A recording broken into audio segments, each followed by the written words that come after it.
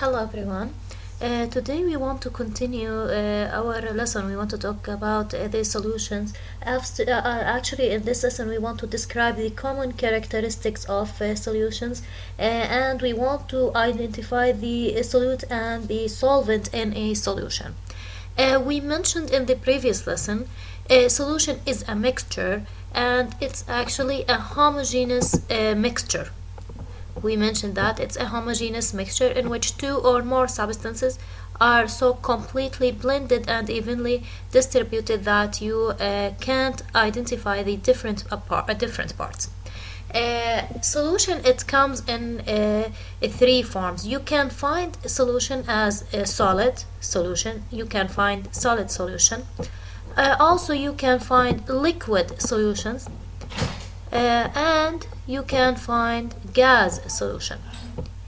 Actually, for the solution, the main characteristic for the solution, you can see through them. Yani if you have a light and the light passes through gas and liquid solutions, so you can see through them. Here, particles in the solution are so small, okay, that they can't be trapped and separated by a filter. And for example, if you have salty water, you dissolve salt in water, and you want to separate salt from water, you can't use filter paper to separate them from each other. They will not be separated because the particles are very small, and they are spread through the water particles. So the main characteristic, the first thing we want to talk about is the solution. They are homogeneous mixtures. Then you can find them as solid, liquid, or gas. Also, you can see it through them. They are transparent. The last point, you can separate them by using filter. Now we want to talk about the parts of the solution. What are the parts of the solution? The first part of the solution, the solute. The first one is the solute here. Sorry. The second one is the solvent. So these are the parts of the solution. Let's first talk about the solute. The solute is the substance that is being dissolved in a solution. The solute can be liquid, gas, or solid. Yeah, you can find some solute they are liquid, they are gas, or solid. Now we will take examples of these. Okay. Also, the other part is the solvent, is the substance in the solution that does the dissolving. Yani you dissolve the solute inside it. A solvent can be also a liquid, gas, or solid. To know examples of these, I want you to watch a video. While you are watching the video, please try to make a table. Write what is the solution first. Write what is the name of that solution. Then write what is the solute, and if is it a liquid or gas or solid. Then write what is the solvent and determine if is it a liquid, gas, or solid. Listen carefully and write notes.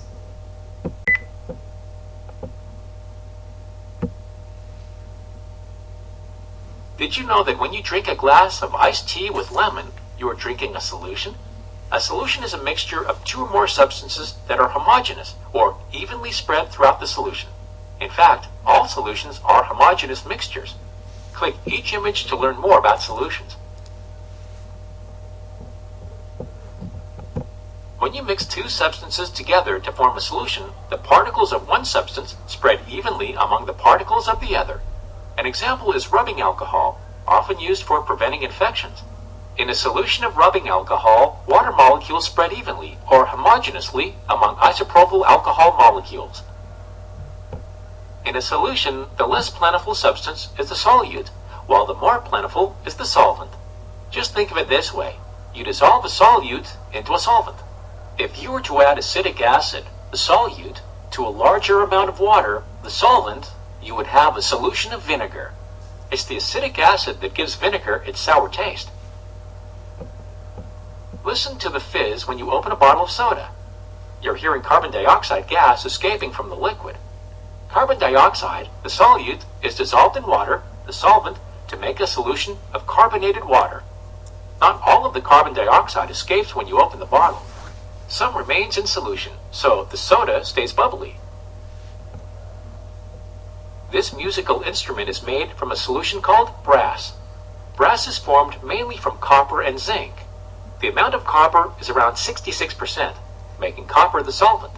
Sometimes many solutes are added to a solvent to form a complex solution. This is often true of alloys, in which many metals may be combined to form a solid solution.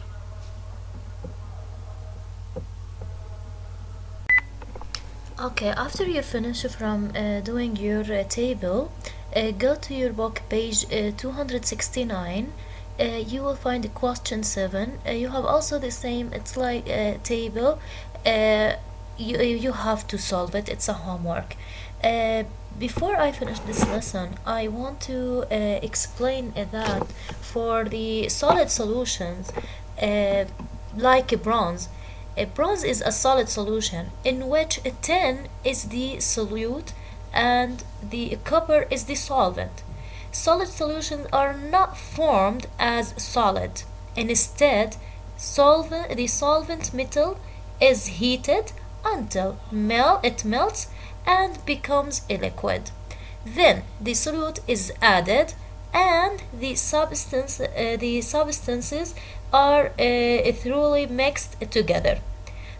When the mixture cools, it is a solid solution. So it's very important to put in your mind how the solid solution are formed.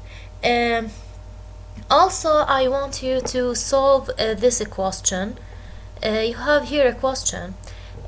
Road crews spread salt on roads during snowstorms because salt lowers water freezing point. When snow mixes with salt, salt water solutions remains a liquid at and slightly below 0 Celsius is formed. Would a substance such as flour have a similar effect on the ice? Explain. If you have any question, you can send me your questions on Instagram. Thank you for listening.